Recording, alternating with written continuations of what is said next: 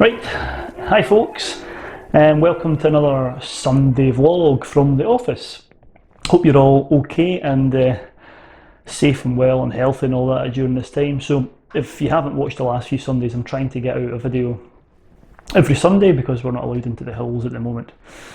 And for this one, I've never done this before, but I did one of these online polls on YouTube and also Twitter, and gave three options about what I could do today for a Sunday vlog, and they were all based on questions that were given a few weeks ago. And the first one was, do you want me to do a wee look at the tripods I use? The second one was me sort of telling you how I got into hill walking and stories behind that. And the third option was, what was the third option? Oh yeah, looking at the YouTube channels that I use. And out of these three, there was one that rose above the others as a contender and as a favourite, and it was about 2/3 of the vote. The second option seemed to be by far the one that you guys wanted to watch, which was how I got into hill walking and how I got into hiking. So if I thought the last two videos where I did the top 10 and looking back at my vlogs was memorable and a sort of nostalgic trip back for me, this is this has been even more, I don't know, eye-opening maybe. I've sifted through some of my old photos, and I suppose it's just showing me how old I am. And it was good. It was good looking through the photographs. Sorry, it was something in my eye. Anyway, sorry about that. Yes, I've gone through all my old photographs. Got some old ones here. In fact, let me just show you. This is a bag I got down from there we go. That's just some of the photos sifted through to try and remind myself of how things were when I first started, and it took me quite a bit of time to go through that. So anyway, to start off with in this video, I thought I'd put a timeline up, and I'll put it up on the screen now. One of the reasons I'm putting it up on the screen now is it took me so blooming long to make, I tell you. It's a short piece, but did it on PowerPoint, and oh my god, I'm not the best with PowerPoint. Anyway, so looking at this timeline, it starts off, I'll talk a bit about how the hills captured my imagination when I was a wee boy, and then perhaps what I did and the sort of limited things that I did between being a wee boy and doing my first Monroe, and then I'll get into the meat of the video and talk a bit more about how I actually got into hiking and how it gripped me and how the hook was set and what have you. And then I'll maybe talk about some stories that have stuck in my mind and some memorable trips. So you probably saw in the timeline the famous token book Lord of the Rings, and I suspect that's where, going back to my childhood, that's where it really began. I mean, essentially, in my own opinion, people might disagree with this, but the Lord of the Rings is a travelling, it's a hiking story, isn't it? A hiking story with some friends. And I remember reading it. I must admit, it took me a good, probably about 6 or 7 years to actually get around to reading it. I think I read the first book, or the first two books. I think the Fellowship of the Rings made up of 2 books, if that if memory serves me correctly. And I gave that a good go a few times when I was younger, and I eventually got through it, and it was just great. And you know, there's mountains in these books as well. I think the Misty Mountains and Weathertop and Mount Doom and all these sort of things, and the stories of these guys going over the mountains and trekking. And although it's a fantasy novel, there is a lot of hiking involved in there, and that kind of I remember getting the wee, oh god, was it Warhammer or Games Workshop, the wee lead figures, and I'd spend hours with a tiny wee paintbrush painting them and then acting out the scenes with my pals. Yeah. So that was maybe one of the things that was cemented into my head. And the other thing I can think of when I was a kid growing up in my parents' house was my bedroom window had a view, and it had a view west northwest, and from my window I could see the Highland boundary, or I could see the Highlands, the Highland boundary fault moving up from maybe Achnaffree Hill. You could see these hills, and then if I looked, I remember if I looked far enough north, I could see Ben Aglow. I can always remember just looking out the windows, especially in the winter when there was a northerly wind, and just looking at the hills turning white and hoping that some of those snow showers would get down as far as Perthshire or south of the Highland boundary fault, which 9 times out of 10 they didn't. They fizzled out because we were in the lee of the mountains. And that was maybe something else which sort of cemented in my head the hills and the wildness and the remoteness and the sort of romantic adventures that could be had up there. So what was next? Sort of that was when I was pretty young, you know, up until about a teenager. And about the same time, I remember hounding my parents, saying, "I want to go to the hills. I really want to go." And you know, they'd probably just pad me off and tell me to go and do something else. But I remember my mum eventually gave in, and she was okay. I'll take you to the hills. And I remember jumping in her car, and we drove through to Comrie, and she took me up to there's a famous memorial, just a wee hill. And of course, I wasn't wanting that. I was like, "This is rubbish. I want to go to the big mountains. I want to see where there's snow and crags and cliffs and all this sort of stuff and lochs." So she was, "Oh, I know where we can go." And God bless her, she drove up. I think it must have been Glen Leadnock. I don't think it was Glen Turret. Out the back at Comrie, and took us all the way up to the dam. And I remember it was absolutely hosing it down. I mean, it was stone rods. It was just bouncing off the ground. We got to the loch, and there were still patches of snow at the side of the road. And I remember being desperate. I was like, "Right, this is great. We can go out and hike." And my mum was like, "No, I'm not going out in that." It was just I mean, to be fair, she wasn't into hiking or anything like that. She wasn't getting out the car, and I wasn't allowed it either. But that was certainly as close as I got to the hills at that point. And then I did get a chance to go into the mountains, and this was probably, I'd be maybe a 14 or 15, and my mum had a shop. And one of the guys that worked in the shop was doing the Duke of Edinburgh, and they were doing a sponsored walk through the Larry Grew, and they asked me if I wanted to come along and help raise some money, and I did that, and that was amazing. I can remember we did the Larry Grew from the Linn of Dee, so south to north, Linn of Dee to Rothay Murchas. And I was using somebody else's boots. I didn't have any gear. It was the summer, and the one defining thing that I can remember about that trip, well, there's two things, but I can remember as we walked into the Larry Grew proper, just coming round, and I was just amazed at these big sort of menacing, because the weather was changeable. I think it was quite cloudy, especially up in the pass, and it just felt like I was in Lord of the Rings. These big menacing mountains and this pass that narrows down. And the second thing I can remember about that, not having sore feet, but at the pools of Dee, which is still about 3,000 feet, there was still big banks of snow, and I was amazed at that because it was the middle of the summer.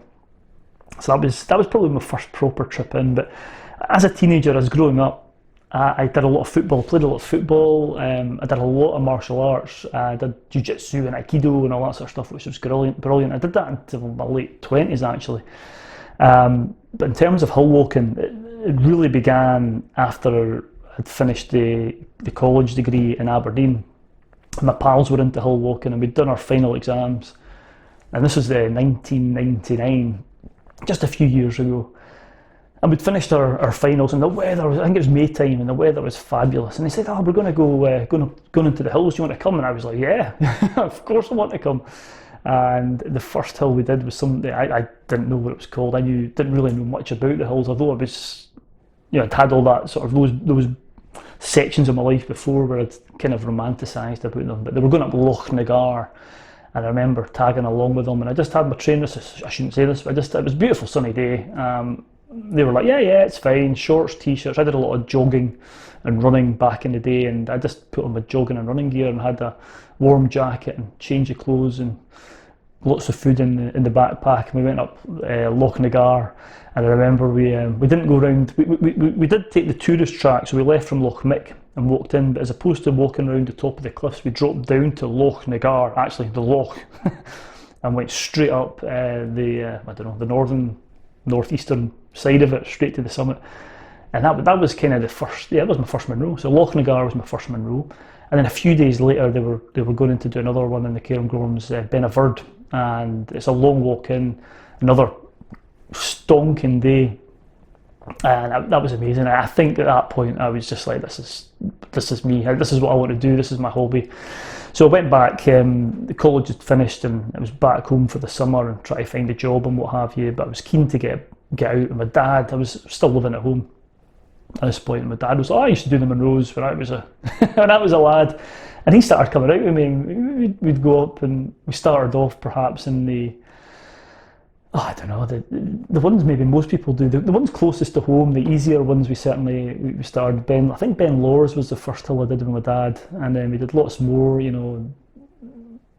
Benaglow and the Cairnwell and the Glen Shee Hills with my dad and all that sort of stuff. But as time went on, I slowly started to get a bit more confidence and started going out with myself, out by myself into the hills. And for the first few years, a good few years, maybe, I don't know, 4 or 5 years doing the hills, I was a bagger. I was completely obsessed at this point by getting all the Munros and doing all the Munros.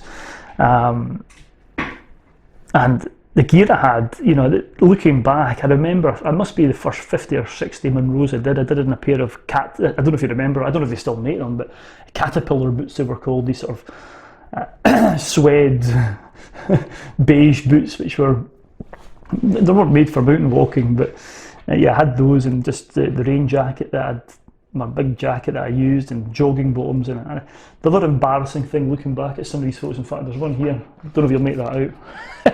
I take it closer to the camera. There we go. That's me and my pal on the top of Ben Louis, and I'm in shorts. I seem to wear a lot of shorts for some reason.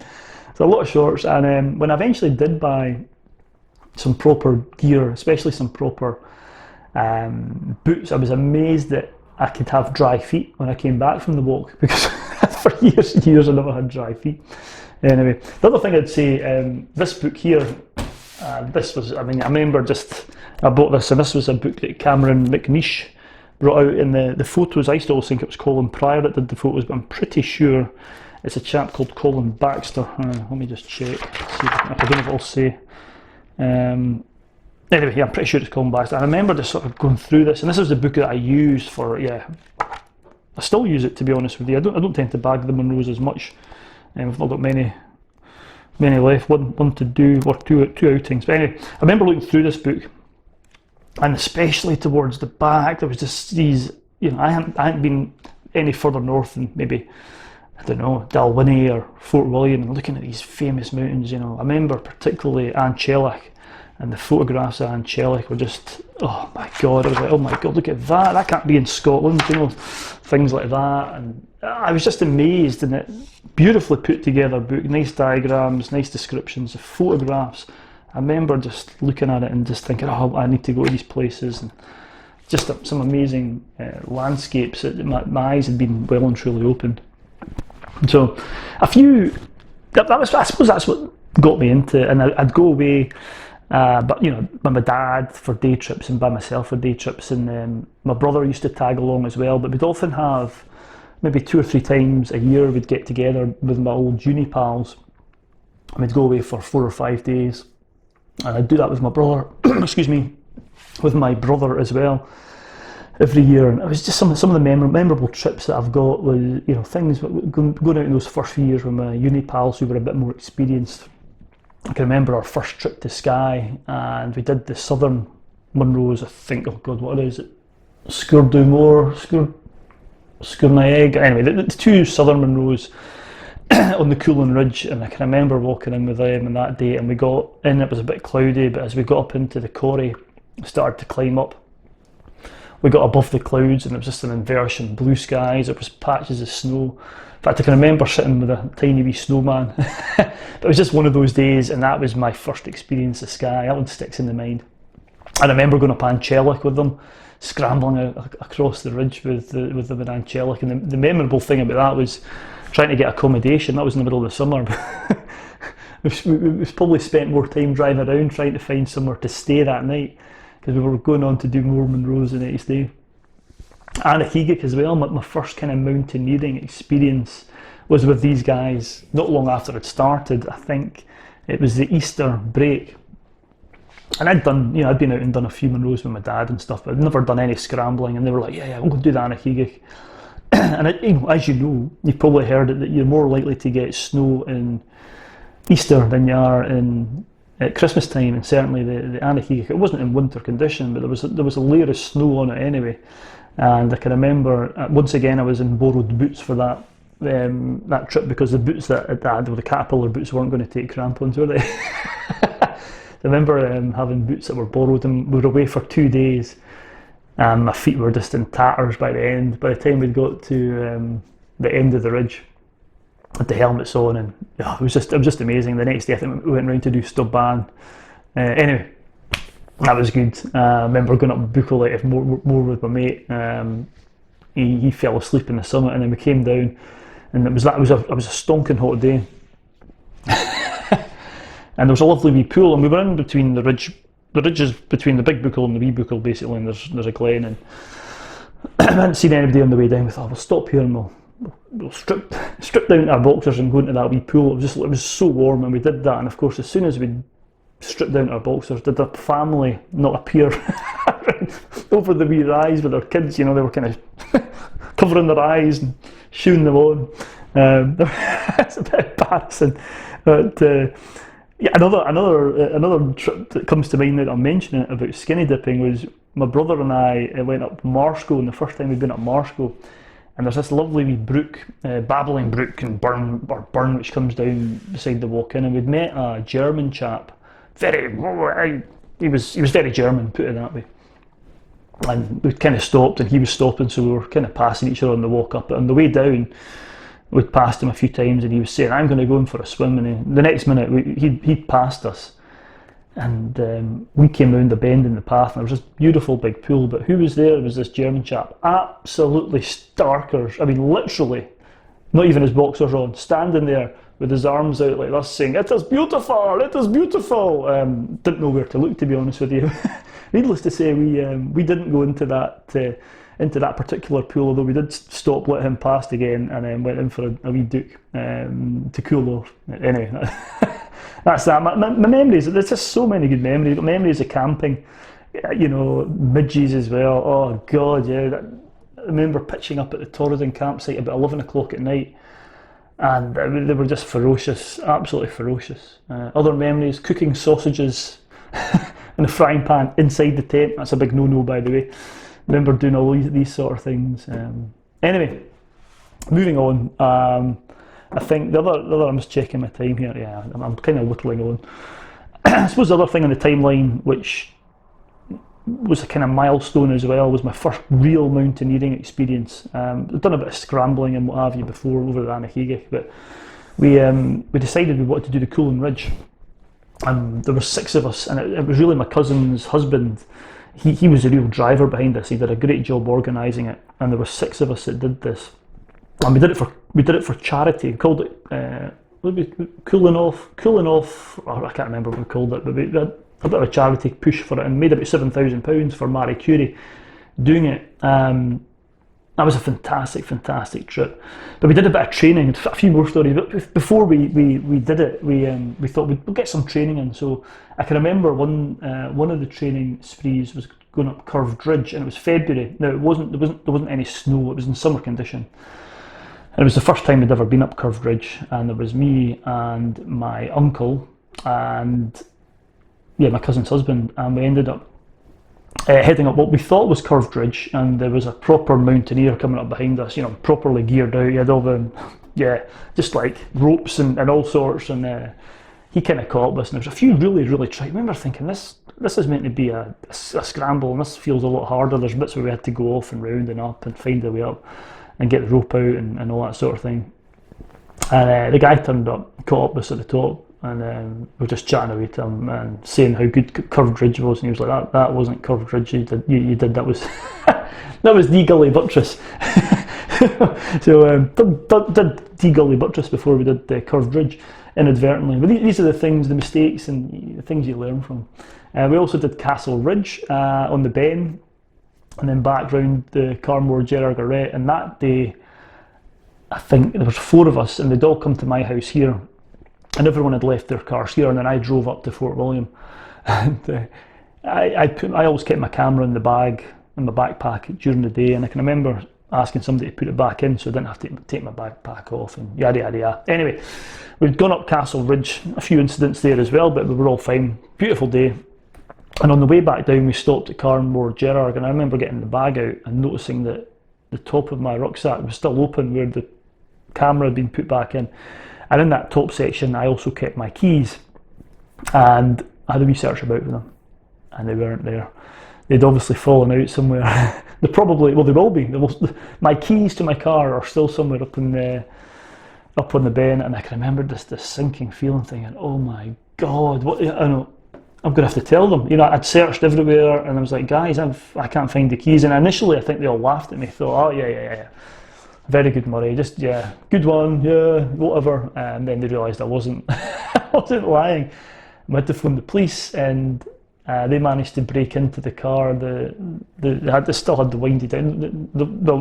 I didn't have a car with electric windows back in the day, and they broke in, managed to get everyone's car, or everyone's gear out of the car, including their car keys for the cars which were back here. And then I had to pay for a taxi from Fort William back home. And then the next day, yeah, somebody very kindly drove me all the way back up with my spare keys to get my car. So anyway, that's it. But anyway, back to the Coolum Ridge. It was a fantastic trip. We went with there's a chap called Mike Arkley, fantastic guide. He's been up there for years. He's based in Applecross, does a bit of kayaking. I think it's mountain and sea guides. Can thoroughly recommend him. Really, really nice guy. And we'd booked him out for 5 days, because when you do the Coolum Ridge, it's very unlikely you're going to pitch up in Skye and get weather which is going to allow you to do it. And the first day was a bit of training. Second day we went up to drop off some supplies at our intended bivvy spot, and then we looked at the forecast, and the 2 days for the Coolum Traverse were just like bluebird day. I mean, just absolutely stunning days. We all got burnt to a crisp. We took the boat in from Elgol and started straight up Garth-Fen. And that was, I want to do it again. I want to do the ridge again. I've been back to Skye, but I've not done the full ridge. What an amazing experience. And there were 6 of us, as I said. We did it for charity, and we were broken into 2 groups of 3. And just because you can't really guide more than 3 people at once. And Mike took me, my brother, and his pal. And then the second group was actually led by the late great Andy Nesbitt, who guided the other party over. And it just, 2 amazing guys. We couldn't have been in safer hands, to be honest with you. And that was just amazing. I remember abseiling off the in-pin and all these famous landmarks, and with the weather being so good, I was just perfect. And even I remember Mike saying I don't think he's ever had conditions up until that point where the weather had been so good. So anyway, that was that. What else have I got here? I'm kind of rambling on a wee bit now. Lots of memories. Getting lost a lot. I remember getting lost a lot at the start of routes. Once you get to the top, you can usually find the path quite easily back down. Biting off more than we could chew. Specifically, me and my brother would plan these when we had the long weekends. We'd plan all these major routes, and they all sounded good. But after 2 days of doing 5 or 6 Munros, we were absolutely knackered. I remember once we had to cancel the boat the night before for doing the Malardic 4 because we could barely walk, from the car to our accommodation. So things like that, and then essentially. About 2010, 2011, that's when I met Jerry, and we started, he's a proper mountaineer, and he kind of taught me all the ropes, and it was him that got me into the videoing, and he used to always video the adventures, and I was like, I can't wait to see this. And I suppose that's when the YouTube started, my YouTube channel started in 2011, so I'm not going to sort of bore you anymore with any more stories, because you can go back and watch all the YouTube videos to find out, but that's how I got into hill walking. Conclusions from this. I started off, I didn't have any of the gear, albeit I was a fair weather walker. I wouldn't really go out in bad weather. I would say experience, if you're starting out, these courses, definitely go and look out things like the Glenmore Lodge if you're looking to get it, but just start with easier walks, much easier walks. That's what I did. I've just found over the year experience is a very good way to learn. Learn from your mistakes, as long as you're not too silly. I mean, I never went out in the winter for years and years. It was always summer, fair weather, and even in those conditions, you learn a lot. Don't dive straight in. If you could, the thing is, now you've got social media. I suppose, like if you watch this channel and you see me going up Curved Ridge, if you've never done anything like that and you think, I want to do that, just start off by walking or going to the courses. Don't just dive straight in, because one man's delight or easy amble up a rocky step might be somebody else's nightmare. So it's been great. The stories I've got and all these photographs here. I've got lots of photos. I'll maybe stick some up as I'm going along. You maybe seen some as I've been talking away, but look at that. I mean, there's me and a Dennis the Menace.